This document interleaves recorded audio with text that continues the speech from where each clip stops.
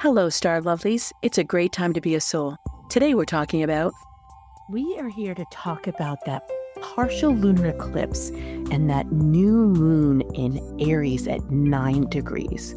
So all of this is happening right before we get that wake-up call as Neptune moves into Aries and the next day. And so here we are, March 29th. There's the new moon. As I said, the sun and the moon are going to meet together at 9 degrees at 7 a.m. Eastern time.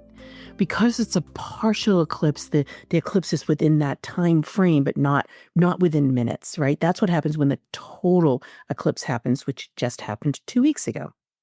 And so this is the second part of that ecliptic pair. So we started off this ecliptic pair with a total lunar eclipse, and that happened on the 14th. That's when the Earth passes between the sun and the moon. That's what happens in a lunar eclipse. In a solar eclipse, the moon passes between the sun and the Earth. And why these are eclipses is because they're on the same orbit. And it happens twice a year. And so this is just something that we do. We have these eclipses. And an eclipse is really cool because the energy is more powerful. And honestly, in Aries, does it really need to be any more powerful right on the eve of Neptune, going into Aries for its 14 years sojourn there? I don't know. The stars decided that was going to be a really good idea. So we're in this very powerful energy. And in this powerful energy, we have opportunity. And the opportunity for this new moon is really exciting. Now, normally on a new moon, it's in its name. In Aries, the first sign of the zodiac, I would be all about, oh my God, it's all new. It's like a blast of new air. It's like, holy crap, let's hit the new beginnings. Let's do all the intentions and all of those things. But when I talked about March, I talked about the layering of fuzziness and confusion. And it's because of the retrogrades and quite frankly, because of the eclipse.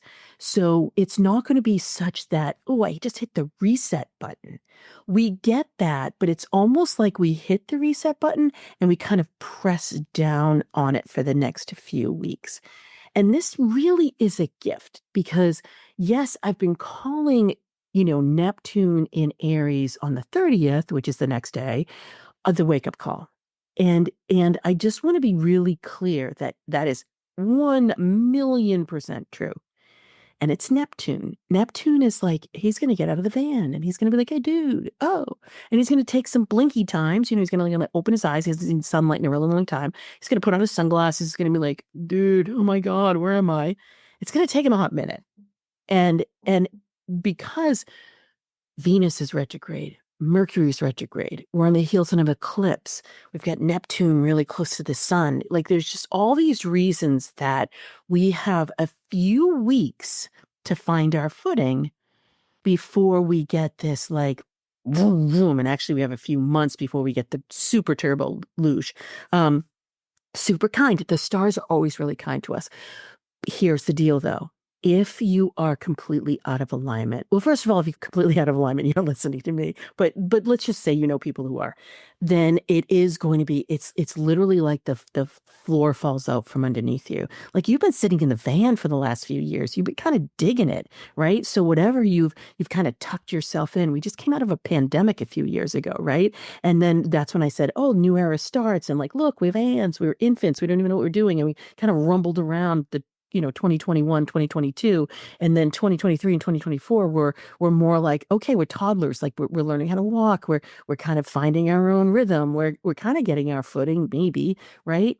But those of us who have been working on it, we know what it likes to be disoriented, destabilized, be in this unknown territory, be out of the van by ourselves, quite frankly, where no one's been here. And so for those who have been going through transformation and been really aligning with your soul, there is going to be like fritzy kind of like, like I'm looking at like a, kind of have the circuit breaker that kind of goes out kind of thing. Yes, that's true, but not to the point that it's going to be for most. Because think about it, if you've been going like la la la la la la la la la for the last few years, then all of a sudden you can't do that anymore. It just doesn't work. And so to the extent that people are willing to open their eyes Then they have a few weeks with these retrogrades. They honestly have about almost 2 months, not quite, about 7 weeks before Saturn comes and body slams them. So this is why I'm calling this quarter, like, it's around change, it's shifting, it's becoming aware. We had this first quarter of the year as like buckle down, optimize, streamline, reflect, do all this internal things, really winnow yourself so you're in as much alignment as you can be. And then here we are, we've come out here in the Northern Hemisphere, it's springtime. So it's like, okay, we can see the sun's on our face right now. We're like, and we're walking around and we're looking. And the good news for us is that we can see other people here. Like, finally, they've been hibernating for a few years now. And now it's like, hi, how are you? And so as much as we can get into our most sustainable stance, then that will be really helpful. So we can use this new moon to, again, it's still in the right? Because we're in an eclipse and we're in these two retrogrades. And so we can revisit, rekindle, release, all those, refine, re-engineer. Those things are still true. Not for very long though. But I want to stay in this new moon and this ecliptic energy. So I've called it, shedding delusions. And quite frankly, it could just be for the sun and moon themselves. Like, it doesn't, even if Neptune weren't doing what it was doing, the sun and the moon being in that 9 degrees in Aries is a wake-up call in of itself. Here's the thing with moons, though. People can blow them off. People can blow them off because they only last a few days, right? So they can be like, ooh, I got that awareness and I got this feeling, whatever it was. Maybe I'm even aware enough to look up in the sky and, at least with the full moon, you can see it. New moon, you can't, right? So full moon has more conversation around it. It's more obvious. It's like, ooh, we just went through the blood moon, right? Like, it's a worm moon. It's like, it's all red. It was gorgeous and stunning in the sky. People were taking pictures of it. They were sharing, maybe, or at least noticing, hopefully, that there was a full moon and there's an eclipse. Cool, right? Even if they're not astronomical about it, it's affecting them because they're becoming aware of it. New moon, pretty quiet. Can't see anything. You don't have to know. Right? So in Aries, though, Aries makes itself known. And the prequel by just, half a day into that Neptune in Aries, it's known. But underneath the surface, because it's retrograde and ecliptic.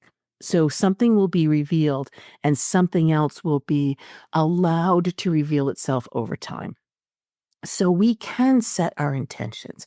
We can take this 6-month period and say, we want our wishes and dreams to come true. I will tell you, this year, we can make a lot of things happen. This year is filled with incredible opportunity as long as we get comfortable with being uncomfortable. And the more comfortable we get with that, the more opportunity that there is. So there's a wish. What else do we have? We've got Saturn and Uranus. They're going through their waning sextile, which means that they've hit off a cycle. I have more on this in the April forecast. And we had squares for this back in 2021 and 2022. And so we're revisiting that time because these two planets are exciting each other. They're going to hit exact on the 4th. So just a few days from this new moon, but they're close enough for us to really feel that excitement to how can we create lasting change? What was stirred up a few years ago that we don't necessarily want to revisit to kind of harp on, but we want to be observant about to say, is there anything there that we couldn't do because it was a square and it was really difficult that we can do now because it's a really supportive sextile, which means that they're exciting each other. That's super, super inspiring. And what will it be around? It will be around making your lasting change real. So if you think about sustainability, it will be about developing intuitive routines that work for you. It will be about financial position and status in the world in a Taurian way. So that's not, kind of standing from the rooftops. That's the Aryan way. That's Aries. But Taurus is softer than that. So it would be like, yeah, but how can I get really comfortable with that? What feels really good to me? What makes sense for me? Maybe it is standing on the sidelines because I love being a mentor and a guide. Cool. Or I like being a coach because that really helps me. Or I like being that consigliere or that advisor. And it's not that I'm trying to hide. It's just my natural state. So this is the energy that we have the opportunity about. We also have some energy about like a little tiny mini triangle, and this for real is mini. People are calling the big magic triangle between Neptune and Uranus and Pluto a mini triangle. They're technically right in astrology because it's a supportive one. I have another article about that. I have another podcast about that. We'll put those in the show notes. So that's the magic triangle. This one is actually a mini one though, because it's Mars. And so that's a personal planet. But it's getting us to open ourselves up to what that support could look like, to be able to have healthy energy for those things that make sense for us, because it's tempered, because it's in really soft, earthy, and water signs. And we are giving those up. This is one of the last blushes that we get in water signs, other than Jupiter moving into Cancer on June 9th, that we're going to have for quite some time. So let's enjoy it. Let's revel in it. And in so saying, I'm reminding about the crystal of the month, which is labradorite. That's a very psychic, it's an intuitive, it's a magical opening crystal. And Lilith came in. So Lilith came in for me a decade ago, but Lilith came, probably more than that, but Lilith came in for the world. I want to say it was last summer, and I even did a channeled message about her, and I talked about how she is so misunderstood because she is the unknown, pure and simple. And so the unknown is revealed, is what she wanted to say. And so I asked her, what do you want to welcome in this new moon energy? It is a time for newness. And so she had me do a tarot card reading. So I don't think I've combined a tarot card reading with a lunar podcast, but here we go. So what I do when I do tarot, so oracle cards, or you pull a card and you're like, okay, what is the meaning of today, or what would you like me to know today? That's a really open question. It's a beautiful question. But when you really get into cards and you get into divination and you get into connecting deeply with your intuition, you don't actually ask the questions. You allow the cards to ask the questions. And so I've been doing tarot readings forever. So that's just my natural state. I've been pressed to clarify that to you. So okay, so I just did that. So I hold my deck of tarot cards and I say, what would you like me to ask? And so the first question was, and it's not like, oh my God, these are questions that came from the divine and they're going to be a lightning bolt and everything. They make sense. And so the question was, what is the true essence of this new moon? And you can see it when you look at the Piscean and the watery signs of it. Mars is still in Cancer. We've got Mercury and Venus retrograding back into Pisces. We've got Saturn still in Pisces. So there's a lot of watery energies. We've got Uranus still in Taurus. So again, that's that earthly energy. Those are the sweet energies that we have right now. But make no mistake, the sun and the moon are in Aries, so those are very fiery. So what do you get when you combine water and that sweet essence with fire? You get passion, you get love. And so the essence of this moon is the Three of Cups. It's the love card. And the 3, as we know, is a function of the 9 that the degree is. And so this is that wholeness. This is the true nature of what it is to be in alignment. And when you love yourself, this is the 3 of Cups. I love myself. You can enter into relationship with anything or anyone in a much different way than you can when you don't feel that. The next question that was birthed out of that love card was, well, what would it take to bring about this love and this wish that the new moon has? And it was fulfillment, which is the 9 of Cups. Again, so we're in cups. We're in the emotional lineage of the tarot. So the cups is the heart. The moon is the heart. And so there's fulfillment here. And so this 9 energy, we can come to the beginning and the ending of things. That feels really delicious. And then I normally would have stopped there, but no, the cards didn't want to stop. So the cards asked, what's preventing this fulfillment? And this is on the global stage, but we can take this personally because the moon is very personal. And so I got the brilliance card, which is the Ace of Crystals. And so you'd think, well, wait a minute, brilliance. How is brilliance? Especially with the way I define it. And I define brilliance as the combination of your logical mind with your intuition. How is that preventing fulfillment and love? Well, it's all mental. Our minds are running amok because our minds hate, and you've heard me say this a lot, hate the unknown, can't deal with growth, are really not our friend in this new era, as we're in this unknown territory, as we're in uncharted waters, as we're in this new era of what the bleep is happening right now. The mind is like, "Blah," right? So that's preventing us. And so then of course, the question came, well, how do we overcome it? And it was the 9 of Wands. So again, with a 9. So think about this. We got 3s and 9s in these cards, right? There's 78 cards in this deck. I think there's 78. I can't remember. There's a lot of cards in this deck, right? So that's amazing that I pulled 4 of them, and 3 of them are along that 3 and 9 lineage. Very feminine plus masculine energy, very new era energy. And so the 9 of Wands is all about integrity. And we can immediately go into our mind, but because the tarot's saying not to do that. But let's just dance with that for a minute. And we can go into our mind and we can say, oh, well, integrity, of course, we're going to do the right thing. Integrity in the soul level realm, in this intuitive realm, in this new era, means to be aligned. Means to be aligned with precision. And those are the 2 intentions of the year. And so this tarot card reading is giving us so much more information than even the stars are giving us.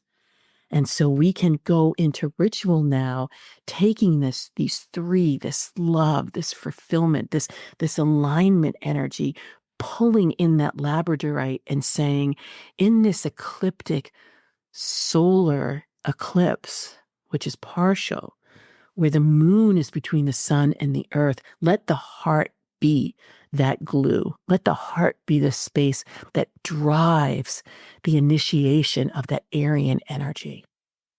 And so let's close our eyes and take a deep breath here. And just get in alignment with ourselves. Let's have integrity with our own energy. Let's feel our bodies all over. Let's feel where we begin and where we end, where our skin reaches the air, where our toes touch the ground, where if we're sitting, our buttocks are in a chair or on the floor. If we're supine, then our backs as well. Let's feel the integrity of our physical body. Let's honor and recognize the integrity of our mental body. And let's open ourselves up to that spiritual, heart-filled resonance of our wisdom, our soul, our joy, our wishes and our dreams. And as we breathe in and out, let's let this roll through us. Let's let the wave of our breath cascade within and without. As we then bring forth that beautiful ecliptic energy of the sun and the moon and the earth, and that gorgeous 9 of wholeness and the 9 of fulfillment.